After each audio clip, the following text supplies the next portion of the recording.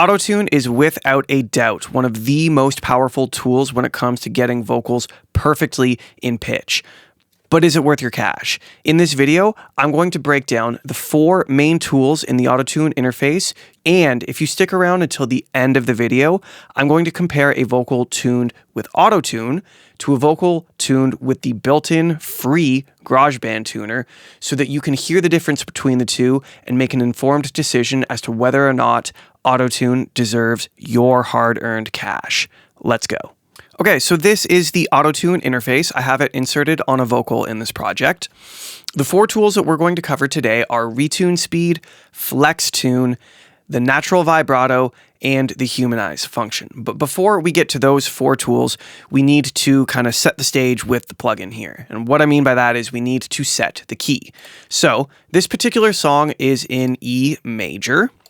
And by selecting the key, I've just restricted the notes that AutoTune is going to tune this vocal to only the notes in the key of E major, which is very important because you don't want AutoTune to tune your vocal to notes that aren't in the key that you're singing in. So that's definitely the right place to start.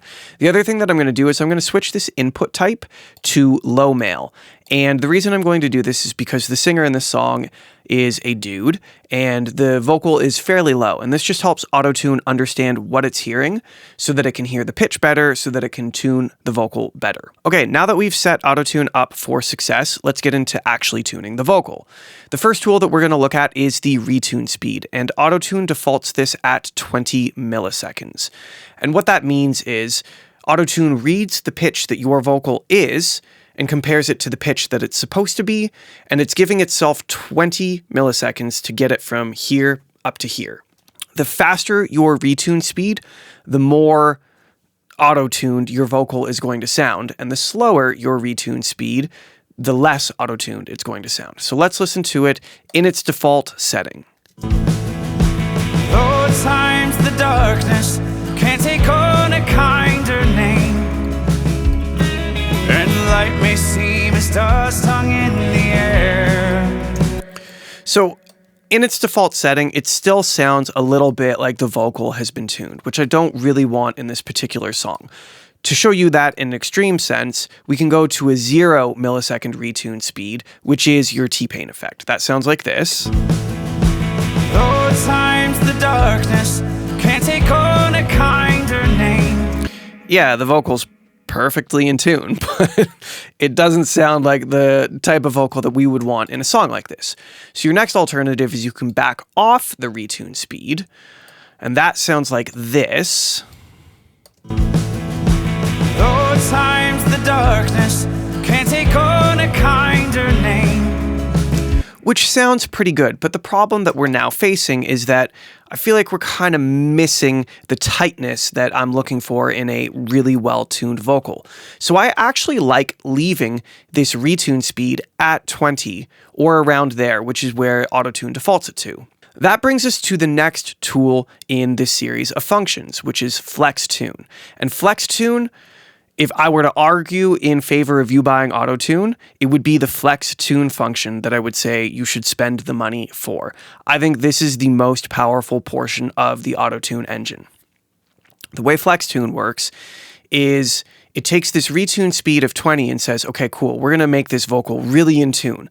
But we recognize that humans don't sing a perfect note to a perfect note. And sometimes there might even be a scoop up into a perfect note or a scoop down out of a note. And those are really quick pitch changes that, when left to just simply the retune speed, are going to come out really auto-tuney and pingy.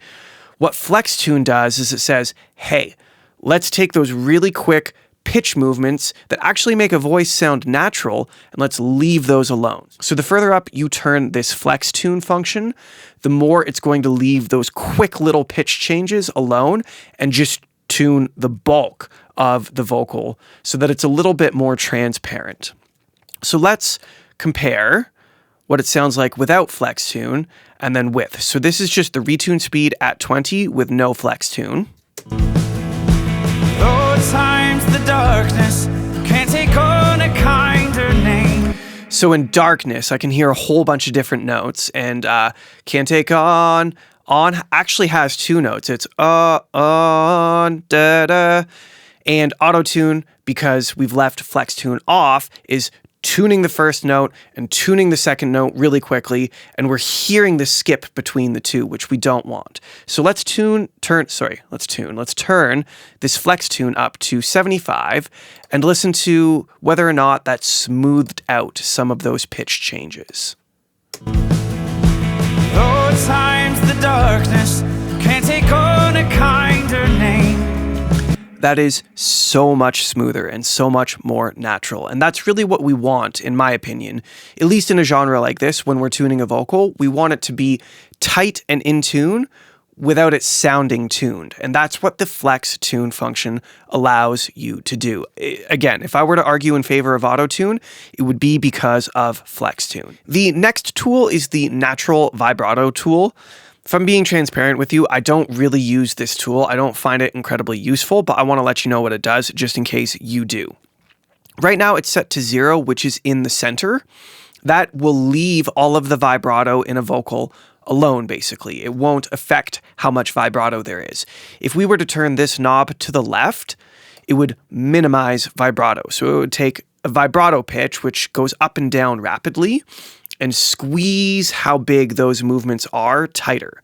And if we were to push that same knob over to the right-hand side, it would take the natural vibrato, which might look like this, and turn it into really big movements. So we can push more vibrato into a vocal, or we can pull vibrato out and make it a little bit tighter. I don't find this incredibly useful. I don't feel like it does a good job of it. And whenever I try to use it, I just find that it sounds unnatural. So I mostly leave it alone, but it's there if it's something that works for you. The last tool in this interface I do find very useful. It is the Humanize tool. And it is kind of like the opposite of the flex tune tool, but equally powerful. The flex tune tool looks at very quick pitch movements and ignores them so that the vocal sounds really natural. The other thing that can happen is if you have a long held sustained note with a fast retune speed like 20, AutoTune's going to take that long note and just keep it at one single pitch, which again, humans don't sing in that way. We're not perfect beings, so we don't sing like robots. So what the Humanize tool does is it takes long sustained notes and it relaxes the tune on those notes so that it becomes a little bit more natural sounding again. So this is with Humanize off, and let's listen to how when the note is held for a long time, it kind of just locks into one pitch. Directly to the soul.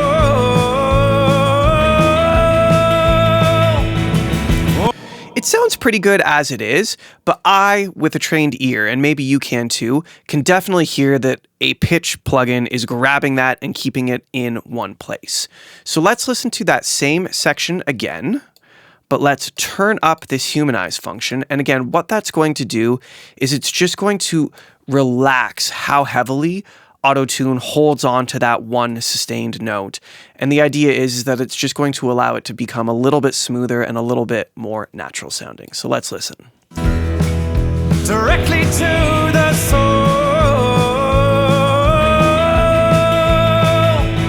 I feel like we went a little too far. I'm going to back that off because I noticed some of the other notes in that phrase getting a little bit out of tune again. So you have to kind of find a balance, but let's try this. Directly to the soul. So that just feels a little bit more natural to me. And that's basically how I see this interface working. We choose a retune speed that, in my case, is going to keep that vocal locked in and really in tune. But then when we choose a fast retune speed, we create a problem. And that problem is that the vocal ends up auto-tuney and pinging all around all over the place in a very unnatural way. And so then what we do is we use flex tune and Humanize to ignore moments in that vocal so that they're not hitting the tuner quite as hard, so that the vocal ends up in tune, but still natural sounding. And that is the basic breakdown of how I use this AutoTune Pro interface. Now, I did promise you that at the end of this video, we were going to compare our AutoTune vocal to a just regular GarageBand free tuner vocal. So that's what we're going to do now. This is our AutoTune vocal that we're listening to. So let's listen to how in pitch and how smooth and transparent it feels. So we want it in pitch without it feeling tuned. Though at times the darkness can take on a kinder name, and light may seem as dust hung in the air, even in the changes, the truth still feels the same. And I can see the stars from way down here, ever clear. Let's compare that AutoTune vocal to our just free built-in GarageBand tuner. If you don't know how to use the built-in free GarageBand tuner, go check out this video right here where I give you an entire breakdown on how to use this particular tool. But we've already done that here. Let's compare it to the AutoTune vocal. So this is my GarageBand tuned vocal.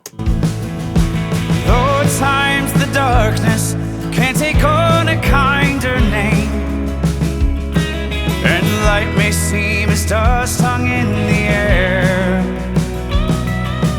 even in the changes, the truth still feels the same.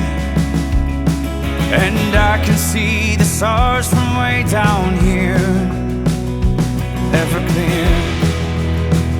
I'm going to give you an opinion that is probably pretty unpopular on the internet. The internet is full of gurus who are going to tell you you need this next plugin, this next best thing, this next microphone, this next expensive whatever it is in order to get great sounds. This GarageBand tuner does not sound as good as AutoTune. I'm not making that case. AutoTune sounds better. It has more options, it's more versatile, and it's got way more under the hood than we even covered today.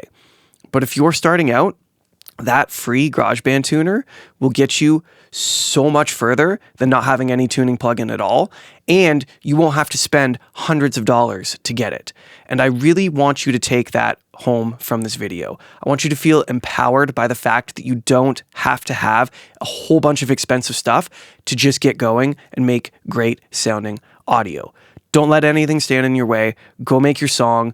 Use free plugins if you can. And if you decide that you want to upgrade later, you can always go to something like AutoTune. I highly recommend it. I have it. But don't feel like you need to have it to get started. So go make some great music. I'll see you next week.